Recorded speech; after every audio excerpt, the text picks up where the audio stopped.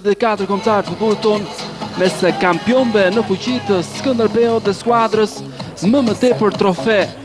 në Shqipëri, pikërisht skuadra e Tiranës, 24 herë kampione, e mbi populluar tribuna VIP në stadiumin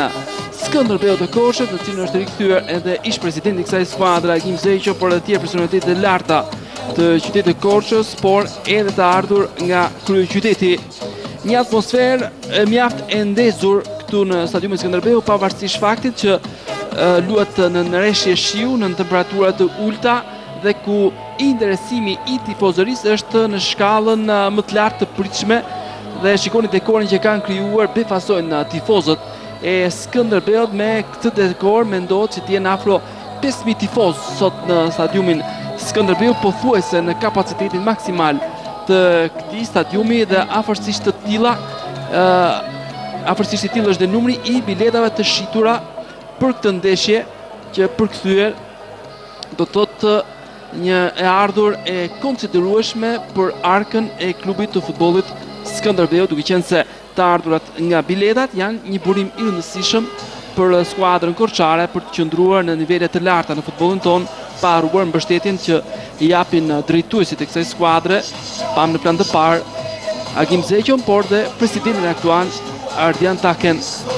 Shkoni dekorin e krijuar nga tifozëria e skuadrës korçare të stadiumit për ashtim pjesës veriore, aty ku nuk ka asnjë tifoz, dhe për herë të parë nuk është ndjekur edhe nga tifozët e skuadrës së Tiranës. Grupimi fanatik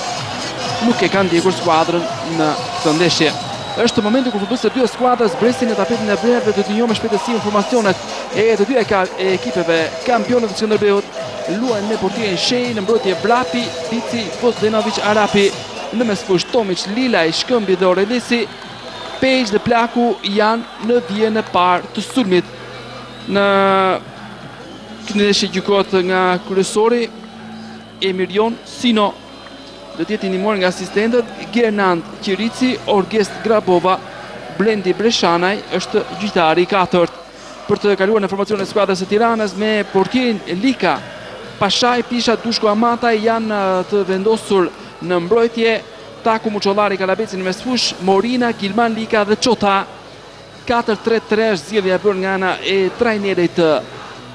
Artur Lekbello, përkundrejt një 4-4-2 të skuadrës së Skënderbeut drejtuar nga Mirel Josa. Vërtet veçantë kjo përballje edhe për faktin se vjen përballë pikërisht Mirel Josa dhe Artur Lekbello, dy lojtarë të cilët njihen edhe si miq mjaft të ngushtë me njëri tjetrin nga periudha që luani së bashku tek Tirana nga viti